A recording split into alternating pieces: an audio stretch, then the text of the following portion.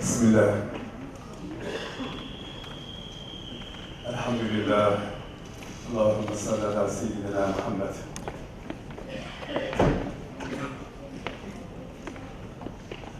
Çok değerli kardeşlerim, değerli hanımefendiler, hocalarımız, Doğu Türkistan davası için hizmet eden, havalesi farklı ama gönlü aynı olan kardeşlerim, hepinizi saygı ve hürmetle selamlıyorum. Allah çalışmalarınızda sizleri muvaffak eylesin. Rabbimiz sizleri iki cihanda aziz eylesin inşallah. Bugün gerçekten çok mutlu olduğum bir ana şahitlik ediyorum. Sizin gibi bu topraklara yakışan, sadece ensarda muhacirlik değil, siz bizim kardeşlerimiz, biz de sizlerin kardeşiyiz. Zaten hocamın da söylediği gibi gök bayrak ve al bayrak yan yana. Ve asıl bu programı düzenleyen arkadaşlarıma da ayrıca teşekkür ediyorum.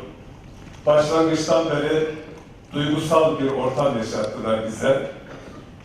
5 Şubat 1997, bugün 2017.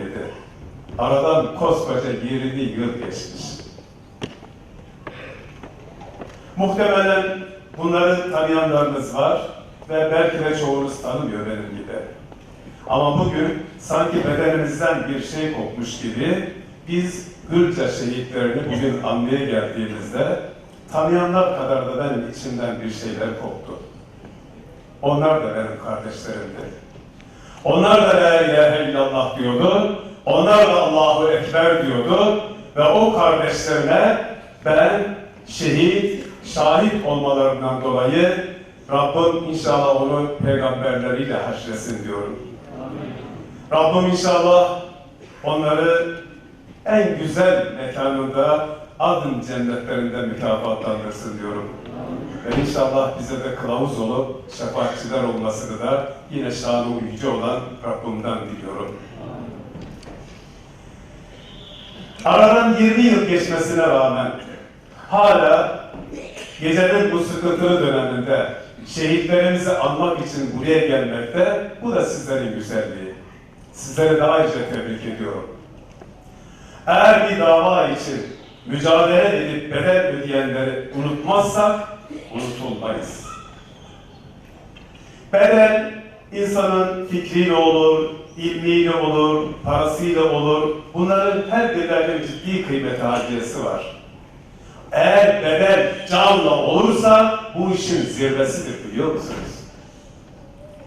Bedeli işin zirvesi olan canla ödeyen kardeşlerimizi asla unutmayalım. Onların sene-i devriyesi diyelim. Onların isimlerini biraz önce VTR'de filmde görüldüğü gibi tekrar edelim. Onların kurumlarımıza isimlerini koyalım ki onlarla birlikte yeniden dirilelim biz. Çünkü kardeşlerimizin Hidayetullah Başkanı'nın da söylediği gibi onlar bizi dirilten kılavuzlarsa, içimizdeki senetlerse, tapu senetleri ise onları sürekli yaşamımızın içine koyalım inşallah. Bir de şu dersi kendi kendime çıkardım. Eğer bir toplum kendi değerleri için mücadele edenleri baş tacı ediyorsa, sizin bu fedakarlığınız, ve aradan 20 yıl sonra onlar da unutulmuyorsa, gelin isterseniz bu andan itibaren 20 yıl sonra, 30 yıl sonra unutulmayacak işler, dua alacak işler üzere bundan sonraki hayatımızın istikametini daha çok İslamlaştıralım. Eğer ola ki zihnimizde bazı kaymalar, ola ki kalbimizde bazı kaymalar varsa onu tekrar işin asli meşrağına, hocamın da ısrarla söylediği o itidale, Efendimizin bize emriyle hayrun umuru evsatuhâ buyuruyor. O orta yolu, o dengeli yolu nasıl bulacaksa sonunda dua alınacak yolun da bunun olduğunu bilirsek ve bundan asla vazgeçmeyelim inşallah. Bundan sonra Maarif Cemiyeti ve diğer kurumlarımız dua alacak işler yapmayı programlarının başına koysunlar inşallah. Kurce şehitlerimiz ve farklı coğrafyadaki şehitlerimizin mücadeleleri gerçekten bizim için kılavuzluk yapılıyor denildi. Evet, 5 Şubat 1997'de Doğu Türkistan'da gidenlerle 15 Temmuz 2016'da bu topraklarda verilen 242 şehitte birinin diğerinden asla farkı yok, biliyor musunuz? Afganistan'da, Suriye'de, Kafkaslar'da, Balkanlar'daki şehidimizin birinin diğerinden farkı yok. Yeter ki şehit olunacak değerle barışık olmak. Tüm mesele bu. Şehitliğin fedakarlık olduğunu ve şehitlerin de adeta orman nasıl ki yağmurları o coğrafyaya inmesi için bir vesile ise Allah'ın rahmetinin, bereketinin, hikmetinin de bu toplumların üzerine inmesi için şehitlerimiz birer vesile, biliyor musunuz? Bunları demin söylediğim gibi eğer yapacağınız mesela bir okul çalışmalarında şehit falan falan, eğer yapacağınız bir sosyal çalışmada şehit falan adına bir çalışma, en basitinden bir spor müsabakanızda bile bu kardeşlerimizin isimleri aramızda yaşasın isterim. O zaman o şehitlerin dirilticiliği bizi de ayağa kaldırır Allah'ın izniyle. Ve bir kardeşimiz olarak fiziken şu anda onlar yok. Ama varmış gibi uğruna can verdikleri davayı biz kendi çalışmalarımızın içine koyarsak Allah'ın izniyle aynı rahmetle, aynı bereketle biz de bereketleniriz. Hani Hazreti Ebu Bekir radıyallahu anh ne diyordu? Allahümme ahyini sa'iden ve emitni şehiden rahmetke ya arhamer rahimin. Ya seyitlerden, şehitlerden, şahitlerden olabilmek ne kadar güzel bir şey yani. Onları eğer aramızda, yokluklarında da yaşatabilirsek, hani Hazreti Ömer radıyallahu anh diyor ya, arkadaşın asılı yokluğunda varmış gibi hukukunuzu koruyandır diyor. Yokluklarında varmış gibi hukukunu korumak, bundan sonra size daha çok çalışmayı da emrediyor aslında. Ve inşallah bu konuda şehitlerimizin bedeli ödenmiş, hayatta en güzellikleriyle birlikte bedelini ödenmiş bu şehitlerimizin toplumun gelişimindeki tapu senetleri olduğunu bileceğiz, asla unutmayacağız ve bunlar bizi diriltecekler. Hatta günlük virtlerinize, dualarınıza, o şehitlerimize duayı da koyun yani. Başta Efendimiz sallallahu aleyhi ve sellem, peygamberler, salihler, şehitler, bu dine hizmeti geçmiş olan kardeşlerimizle birlikte Kurce şehitlerini de koyun. Emin olun o yüreğimizde bir şeyleri depreştirir. Zihnimizde bir şeyleri depreştirir. Bizi olmamız gereken yere, istikamete koyar Allah'ın izniyle. Burada şehitlerimiz saygıyla andığımız, filmde de görüldüğü gibi duygusal yöne baskın oldu ama burada Doğu Türkistan'da kardeşlerimiz şu anda işte siz bölgeyi daha iyi biliyorsunuz. Biz biraz daha az biliyoruz. Ama Doğu Türkistan'daki bir dert benim bir derdim, biliyor musunuz Mehmet Bey olarak? Filistin'in derdi benim bir derdim, sizin bir derdiniz. Kafkaslardaki, Balkanlardaki dert hepimizin derdi. Çünkü biz bir bedenin uzuvları gibiyiz. Eğer bu birlikteliğimizi, ümmet olma, Müslüman birlikteliğimizi eğer unutmazsak, Allah'ın izniyle biz o itidali, istikameti tarihten aldığımız derslerle, günümüzdeki emperyal kafirlerin ayak oyunlarına karşı uyanık olmakla ve her şeyden önce Rabbimizin bize o Kur'an-ı Kerim'indeki emirleri ve Efendimizin Mekke'nin şartlarına göre nasıl bir strateji, Medine'nin şartlarına göre nasıl bir stratejisi, onun sünnetinden de istifade ederek biz bu işi başaracağız o zaman arkadaşlar. Ama günümüzde fiziken maalesef bazı farklılıklar var. Daha önceden de yine bu Doğu Türkistanlı kardeşlerimizin diaspora da gelenlerle birlikte konuştuğumuzda ben o günkü şartlarda demiştim ki arkadaşlar, taş yumurtaya vurulsa hangisi kırılır? Yumurta kırılır. Yumurta taşa vurulsa hangisi kırılır? İşte tüm mesele bu. Biz kırılan olmak istemiyoruz arkadaş. Ne zaman ki Medine'nin şartları olur, ne zaman ki sözümüz tesirli olur, ne zaman ki hakkımızı alabilecek o konuma gelirsek, akledin diyor. Akletmez misiniz diyor. Bu bir aksesuar değil.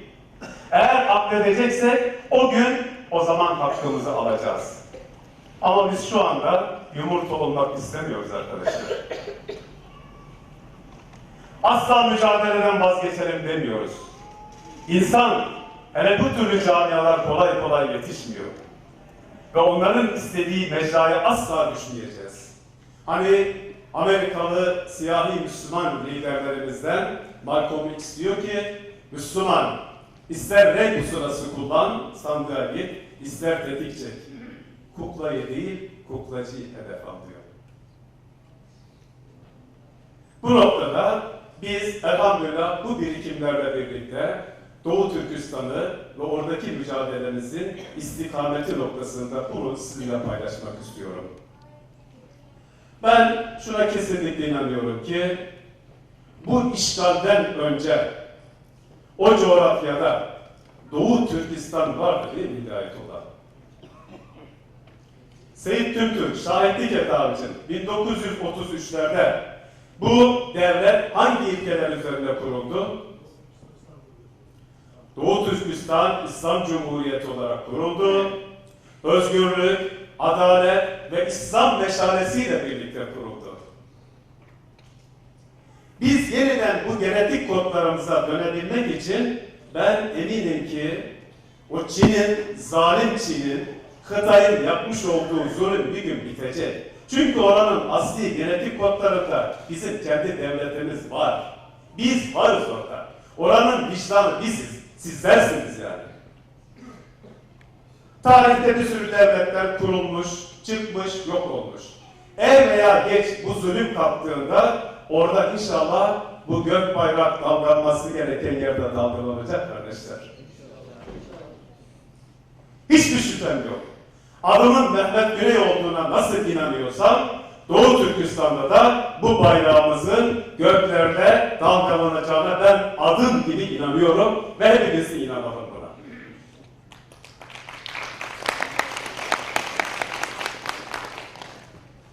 Allah hiçbir insanı ve özellikle de hiçbir Müslümanı vatansız bırakmasın.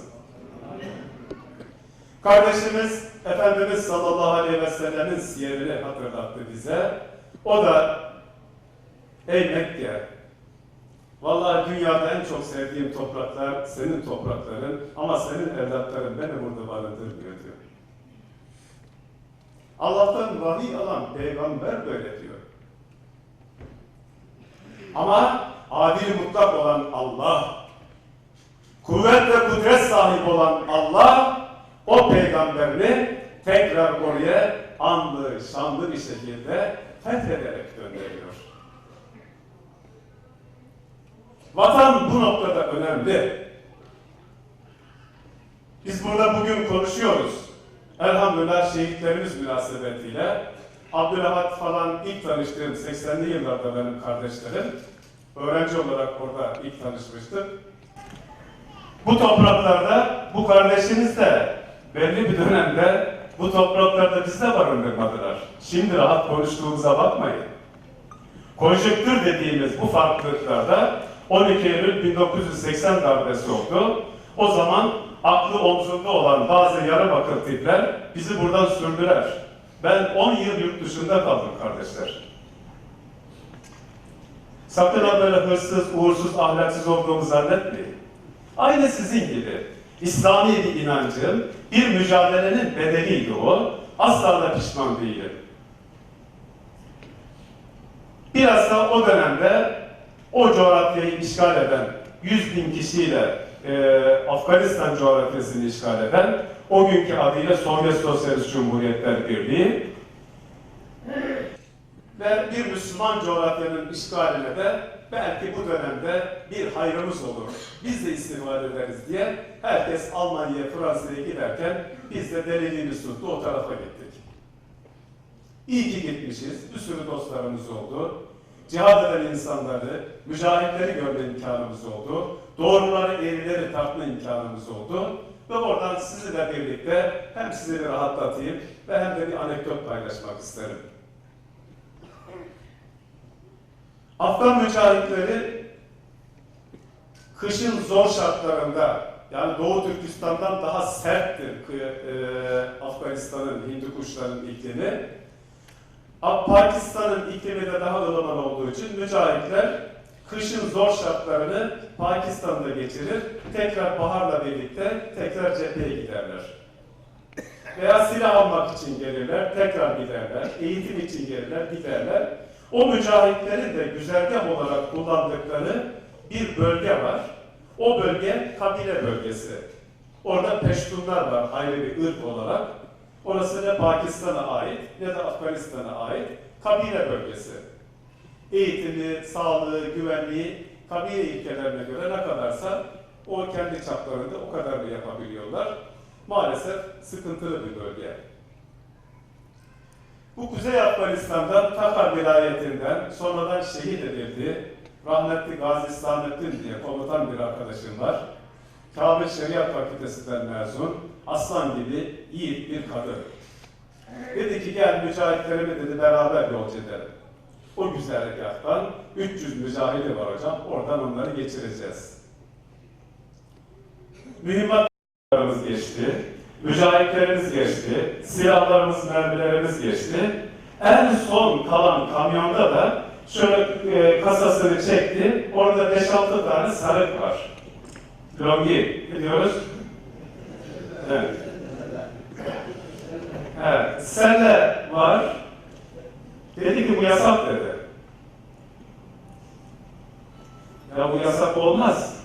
Orada önümüzü kesen hırsızlar. Yani o adamların başında da, eşkıyanın başında da sarık var. Mücahitlerin başında da sarık var. Yasaktı değildi, yasaktı değildi. Komutan olan arkadaşım yalvarıyor. Ya bu diye yasak değil. O erbab dedikleri hatır sayılır insanlar var. Cihada destek veriyorlar. Ben onlara da hediye olarak gönderiyorum bunları. İstersen dedi ikisini size verelim, yolumuzu açın gidelim. Yok dedi, yasak. Hocam en sonunda Farsça söyledi, ikna edemedi. Peştuca söyledi, ikna edemedi. Urduca söyledi, ikna edemedi. Özbek'te bir de sövdü. Nasıl anlamıyor diye. Ama ondan sonraki kısmı çok dramatik. Arabanın arkasına geçti. Ya Rabbi, insanın vatanı olmayınca itibarı da olmuyor. Bizi vatansız bırakma diye.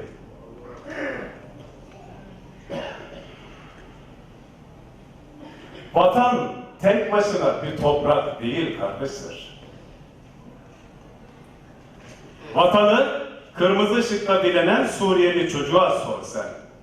Daha iyi imkanlarda yaşamak için denizlerde boğulanlara sor. Vatanı burada mahallesini bile bilmeyen Doğu Türkistanlı bebelere sor. O insanın içini yakıyor zaten. Vatan gerçekten önemli bir şey.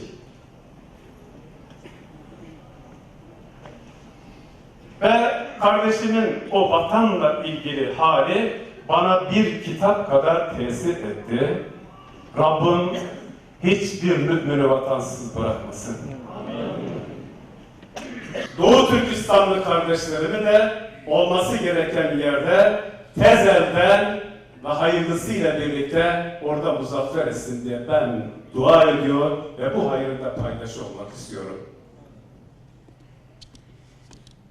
Gazi Samettin'in vatan ve itibar anekdotundan sonra vatanın soğuk çadırlarda nasıl tir tir titri bedel ödeyen bebelerin haline bakıldığında kıymetinin daha iyi olduğunu ve muhtemelen çoğunuz da şahit oldu. Bu vatan şu anda alnı secdeye gelen bir irade tarafından idare ediliyor ama maalesef bir başka parazit grup 15 Temmuz'da burada da bu vatanımızı elimizden alma noktasında global güçlerin konu mankeni olarak bize bir sıkıntı yaşattı. Vatan sürekli korunması gereken bir değer. Sürekli teyakkuz halinde olmamız gereken bir değer. O zaman bu vatan sadece Anadolu toprağı, Doğu Türkistan, Batı Türkistan, Kafkas, Orta Doğu diye bir ayırmıyoruz. Vatan gerçekten kutsal ve Rabbim inşallah bu nimetten cümlemizi mahrum etmesin diye dua ediyorum. Zeytinburnu'nun bodrum katlarında hayata tutunmaya çalışan çocuklara belki de sorsanız Doğu Türkistanlı olarak vatan nedir diye, isterseniz bir araştırma, anekdot yapın Hidayetullah, size oradan çok farklı dramatik şeyler çıkacak. Aksakallarımıza bir daha sorun, vatan nedir? Yüksek binalar olabilir, metrolar olabilir, çok iyi ekonomik imkanlarınız vardır. Ama Türkçemizde ne diyor? Bülbülü altın kafese koymuşlar, ah vatan demişti. Bizim büyüklerimiz vatan ve imanı hep beraber telaffuz etmiş. Vatan bir noktada imanın da muhafaza edebildiği güzel yerlerden birisi ve Rabbim tekrar dua ediyorum ki cümlemizi vatansız bırakmasın inşallah. Değerli arkadaşlar, hocamın da demin söylediği gibi burası Anadolu, ana kucağı. Hani anneler çocuklarını bu şeye koyanlar da ana kucağı derler ya, burası gerçekten Anadolu. Zeytinburnu'nda bu farklılığı siz görüyorsunuz. Afganlar, Afganistan'dan gelenler var, Doğu Türkistan'dan gelenler var, Balkanlardan, Kafkaslardan, Mısır'dan, Suriye'den herkes gelmiş. Burası Anadolu. Zaten burası bir imparatorluk bakiyesi. Yani burada hatta kendi ırkımız, kendi dinimize mensup insanların yanı sıra başka ırkları, başka dinleri de barındıran yetkin bir aklın tersi edildiği bir imparatorluğun bakiyesi. Burası Anadolu. Elhamdülillah Suriye'deki kardeşlerimizin sıkıntısı oldu. Biz tüm imkanlarımızı paylaşmalıyız. Ve bu paylaşmada da yine siyer bilgilerimizi hatırladığımızda Efendimiz sallallahu aleyhi ve sellem Medine'nin o şartları içerisinde Ensar ve Muhacir'i kardeş yaptığında hatırlayın, ne kadar güzel. Malınız, mülkünüz eşit bir şekilde tahsil edilecek. Ve hatta kardeşin Ensar'ın Muhacir'de varis olma durumu bile böyle düşürüldüğü bir ortamda Ensar ve Muhacir'in arasındaki kardeşlik o kadar had safhaya geliyor ki ama onlar demiyorlar ki tamam malının, mülkünün yarısı benim oldu, rahat edeyim. Çok nefis cevapları var aslında. Kardeşlerim, Medinelilere diyorlar ki, kardeşlerim, malın, mülkün, ehlin sana mübarek olsun. Bana pazarın yolunu göster.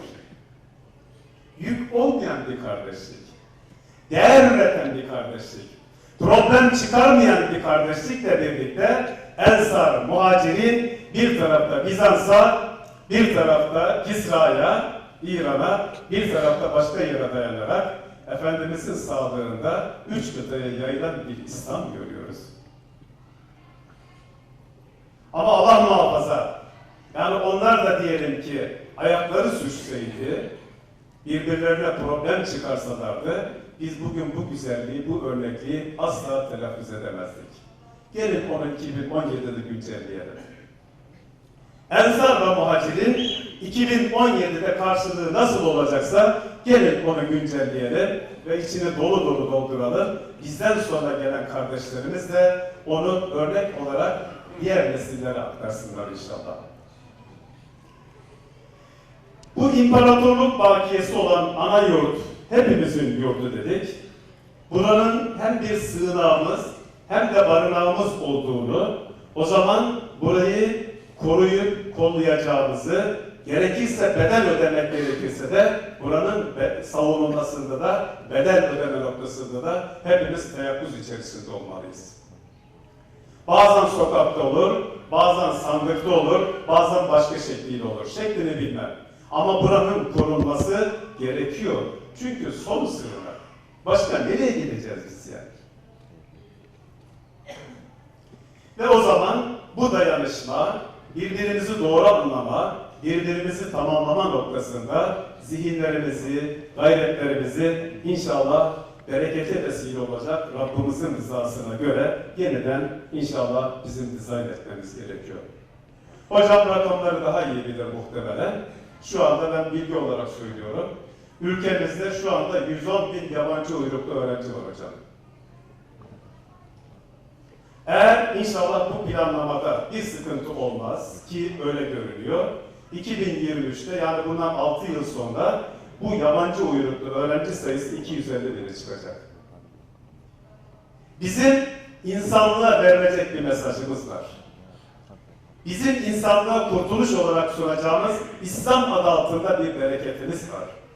Onu dünyanın her tarafındaki insanlarla bizim dilimizle, şu konuştuğumuz Türkçemizle birlikte eğiteceğiz, paylaşacağız ve inşallah bu İslam'ın diriltici gücüyle birlikte kendimiz Müslümanlar ve tüm insanlığı kazanacağı bir güzelliğin olacağına inandığımız için bu 2023'te 250.000'e çıkacak.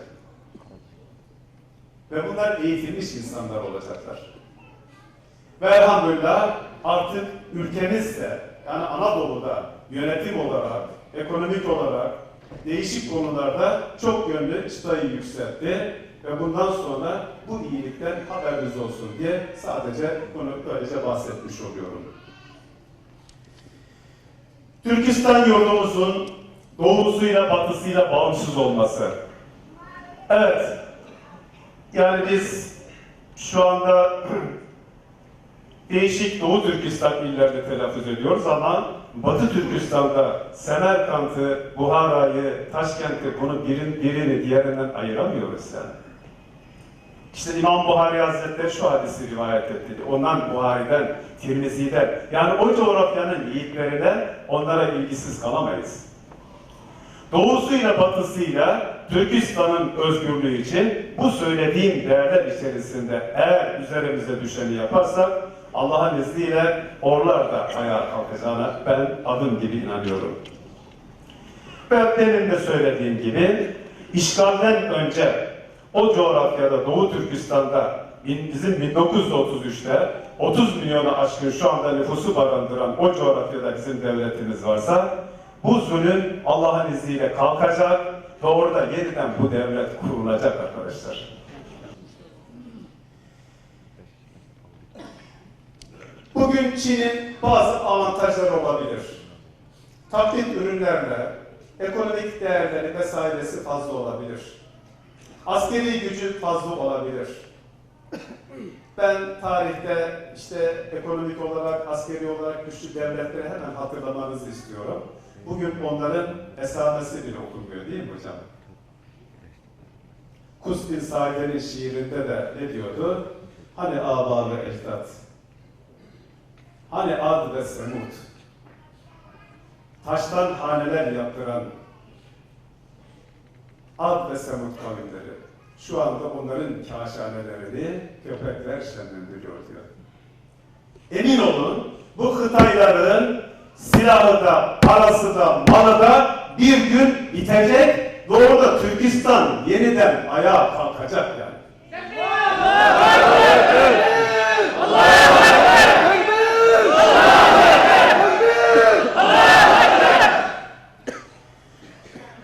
Tarihteki devletlerin yıkılışına bakıldığında despot devletler hepsinin sonu geliyor. İnsan hak ve hürriyetlerine önem vermeyenlerin sonu geliyor. Adaletten yoksun olanların sonu geliyor. Ve tüm bu saydıkların köpek yiyen, kedi yiyen, Şintoist, ne bileyim yarı ateist olan Çinlilerin ortak özelliği. Bu bunun sonunun göstergesi zaten yani. Ve inşallah ondan sonra biz kendi değerlerimize uygun bir yapı kuracaksak o zaman kendi ev ödevimiz burada başlıyor kardeşler. Birilerinin zayıflığı üzerine değil, kendimizin de dersimizi çalışması bakımından o zaman özlediğimiz gün gelecekse bağımsız, özgür bir Türkistan için bizim hazır olmamız gerekiyor ve ben bir kardeşiniz olarak dünyanın farklı yerlerindeki Müslüm, gayrimüslim tüm hareketleri izlemeye çalışan bir kardeşiniz olarak sizden gerçekten rica ediyor, yalvarıyorum. Ne olursunuz istikameti koruyalım biz. Rabbim kitabında tasdığım kenarı nurt buyuruyor. Emredilen gibi dost doğrular olabilme. Eğer emredilen gibi dost doğru olursa Allah'ın bereketi buraya iniyor o zaman. İkincisi, burada kendimiz olalım. Kendimizden kastımız nedir Doğu Türkistan? İnancı, İslam. İşte mezhebi ehli sünnet ve çoğunluğu Hanefi. Irkı olarak işte Uyguru var, Özbeği var, Kaza var. Siz onlara Töngen falan diyorsunuz da ona başka bir isim bulmak lazım. O kardeşlerimiz de tevhide gelmiş Müslüman kardeşlerimizdir. Bununla birlikte ırkı da bu. Eğer burada bir mücadele yapılacaksa bu değerler üzerine mücadele yapılmalı. Eğer Necid çöllerindeki köşeli selefi anlayışı oraya taşırsanız sizi kimse bir yere götüremez arkadaş. Eğer İran'daki takiyeci anlayışı Şia'yı öbür tarafa götürmeye çalışsanız orada karşılığı yok zaten bunun. Batı'daki liberal anlayışın, kapitalist anlayışın karşılığı yoksa biz niye o zaman kendi değerlerimize dönmüyoruz? Lütfen. Eğer bir hareket tabandan destek almak istiyorsa o toplumun inancına, kültürüne, tarihine, değerleri üzerinde kimlik bulursa taban oraya destek veriyor. Yoksa ben gidip de yani ne bileyim en tarihli bir arabın peşine düşmek istemiyorum bu saatten sonra. Adı sultanlık olan ama global güçlerin konu mankeni olan tiplerin de biraz kendilerine çeki düzen vermesinden yanayım. Haşa sakın bu söylediklerimle ırkçılık olarak telakki etmeyin. Demin söylediğim gibi bizim ceddimiz Müslüm gayrimüslim bir tüm unsurlara Müslümanca bir yönetimin tüm özelliklerini göstermiş zaten. O zaman yeniden kendimiz olursak kısmını biraz daha düşünelim ve üçüncüsü de tarihten ders çıkartalım. Allah devletimizi veriyor ama içimizdeki gevşeklikler, ayak kaymaları, parçalanmalar, şunlar, bunlar vesaireler o zaman Allah bu itibarı alıyor. Bu Allah adil mutlak olan bir Allah. Mutlak adalet sahibi olan bir Allah. Eğer Bedir'deki, Uhud'dakine görünmezleriyle birlikte melekleriyle yardım eden Allah onun yoluna girdiğimizde Doğu Türkistanlara da aynı şekilde yardım edecek bir Allah. Çünkü Allah zati ve subuti sıfatlarıyla böyle bir Allah. Tarihten örnek almayı ve günümüzde bizim hizmet alanlarımız noktasında tabelalarımız farklı olabilir. Ben onu tolere ediyorum.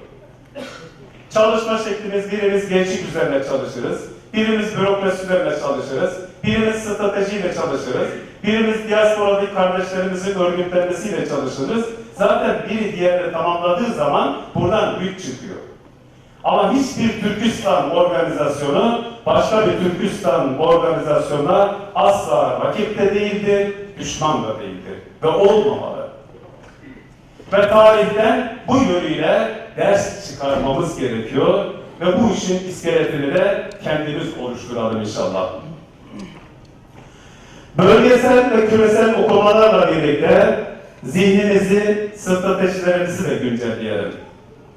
Ve artık dünyanın bazı yerlerinde coğrafyalar değişiyor, yönetimler değişiyor ve onun için eğer hazırlık yaparsak, hazır olduğumuz zaman o coğrafyada burası muktedir olur.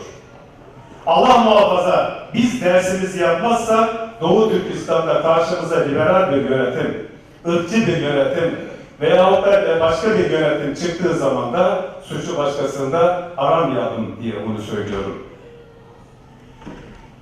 Ve elhamdülillah bizim değerlerimizi biraz dünya ile de paylaşalım. Hocam Allah razı olsun burada Doğu Türkistan'da simge birisi üzerine bize hayırlı bir çalışma yapıyor.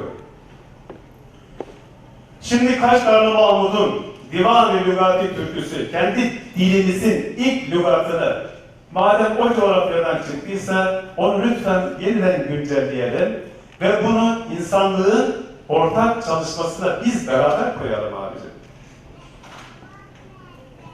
Şu kağıdın imalatından kullanılmasına kadar ne kadar güzel, yani bunun mucidi o topraklar yani. Hatta bizim klasik sanatlarımızda hat, tesir, ebru, katı, minyatür gibi değişik sanatlar var. Bir de katı diye, yani kağıt kesme ve oymacılık diye ayrı bir sanatımız var. Muhtemelen sizler daha iyi biliyorsunuz. Benim eşim de onunla ilgileniyor. Ve şu anda biz bunu kağıdı sanata dönüştürmüş bir medeniyetin insanlarıyız burada. Gelin bu yastık altında kullanmadığımız bu değerlerimizi de kullanarak biz gelecekte kurulacak Doğu Türkistan İslam Devleti'nin adeta dersini çalışırsak Rabbim o güzelliği de bize nasip eder diyoruz. Bilhassa şu anda tam sırası gidip de farklı coğrafyalarda Uygurların cephesiymiş, Özbeklerin cephesiymiş, geçin bunları abicim ya. Hayatının belirli bir kısmı cephede geçmiş bir kardeşiniz olarak yeminle söylüyorum ve sizin adınıza utandım. Suriye'de hocam bir tarafta Uygurların cephesi var, bir tarafta Özbeklerin cephesi var. Birinin adı Taliban, birinin adı IŞİD, onları birbiriyle savaştırıyorlar. Lütfen arkadaşlar, evlatlarımıza ve evlatlarınıza mukayyet olun. Mücadele edilecek bir vakit geldiğinde lütfen işte o zaman hazır kuvvet, vesile atlar bulundurulacaksa vakti saati geldiğinde orada çalışmalarımızı yapalım. Benim IŞİD adına, Taliban adına, Boko Haram adına yapacak hiçbir şeyim yok arkadaş. Ayeti benim gibi anlamadın. Anlamadıysan senin kendini bir keseyim. Allahu Ekber. Yok ya, böyle bir din yok. Bu din bizim dinimiz olmaz. Bu çarpık anlayışlara karşı bizim kendimiz kadar etrafımıza da mukayyet olmamız lazım. Bunu daha fazla derinleştirmek istemiyorum. Lütfen bizim şu anda eğitime, ideolojiye, stratejik çalışmalara daha çok ihtiyacımız var. Eğer buradan işte ne bileyim içimizde Alimcan gibi 1, 5, 10, 100, 1000 tane akademisyen çıkartırsak, onların içerisinde iyi tarihçiler, iyi edebiyatçılar, iyi din alimleri, iyi efendime söyleyip ulema çıkardığımızda işte o iyiler daha sonra Doğu Türkistan'ın ana omurgasını oluşturacak. Ve siz o zaman işe yarayacaksınız. Ve şu anda tam da onun vaktidir. Çocuklarımızı mutlaka çok iyi bir eğitimden geçirelim. Nitelikli bireyler olsun. Sadece okuyan, yazan değil. Belli bir meslek sahibi olan, aynı zamanda akademik olarak master doktora ile birlikte tırk alan ve sadece Doğu Türkistan hudutları içerisinde kalmayıp dünya ile yarışabilecek nitelikli insanlarımız olsun diye eğitimi önceleyin arkadaşlar. Eğitim daha sonra zaten nitelikli bireyi, arkasından nitelikli ürünleri ve bizi de doğru bir yere götürebilecek en güzel reçetelerden birisi. Belki fazla sıktım size ama sonuna doğru da geldim. Balkanlarda Yugoslavya'nın yıkılma sürecine girildiğinde malum oradaki Müslümanlara liderlik yapan Ali İzzet Begoviç. O dönemlerde hazırlıkları olmadığı için Boşnak Müslümanların Hırvatlar ve Sırplar acımasız katliamlar yaptı. Oradaki kardeşlerimizin evleri, ocakları yakıldı ve yüz kızartıcı bir sürü sıkıntılarla yaşandı. Ne zaman ki Müslümanların eline de bir güç geçtiğinde Boşnak gençleri rahmetli Ali İzzet Begoviç'e diyorlar ki ey liderimiz, bu Sırplar ve bu Hırvatlar bize akıl almaz zulüm yaptı. Şu anda bizim elimize de güç geçti. Müsaade et intikamını alalım. Cevaba dikkat. Onlar bizim akıl hocalarımız değil diyor. Eğer onlar bizim akıl hocalarımız değilse, bizim akıl hocalarımız biz olacaksak, lütfen kendimize çeki düzen vereceğiz. Eğitimi ve eğitimden aldığımız hazla örgütlenmeyle birlikte geleceğe hazırlık yapmış olacağız inşallah. Ben şuna kesinlikle inanıyorum ki, burada Abdülhakim Han mekanı cennet olsun, bu söylediğimiz güzellikleri duymadı. Ve telaffuz ettiğimiz bu Doğu Türkistan'ı belki göremeyecek. Ama şuna kesinlikle inanıyorum ki şu anda tutuklu biri olsa Abdülkadir Yapcan hocamızın bu güzellikleri göreceğine ben inanıyorum. İnşallah bu güzellikler içerisinde 5 Şubat 1997 Gülce şehitlerimizi rahmetle anarken Marif Vakfımızı bu duyarlılığından dolayı tebrik ediyorum. Dua alacak işlerimizin ve bundan sonra çalışmalarımızda bize kılavuz olmasını tekrar diliyorum. Doğu Türkistan'daki işgalin bitmesi ve bilhassa Afganlı komutan Gazi Sametli'nin vatan kavramını unutulmamayı ve yeni Türkistan için istikametin ifrat ve tefritten arındırılmış halimizle birlikte eğer kendimiz olursak Doğu Türkistan'ın, Filistin'in, Orta Doğu'nun, Kafkasların özgürlüğünün an meselesi olduğuna inanıyorum. Rabbim inşallah bu ve benzeri güzellikleriyle birlikte bize hayrı nasip etsin. Rabbim inşallah hakkı hak olarak bilip hakka tabi olmayı nasip etsin. Rabbim inşallah batılı batıl bilip batıldan kaçınmayı ve ona tavır koymayı nasip etsin. Ahirü davana enilhamdülillahi rabbil alemin. Geceniz hayır olsun. Selamun aleyküm.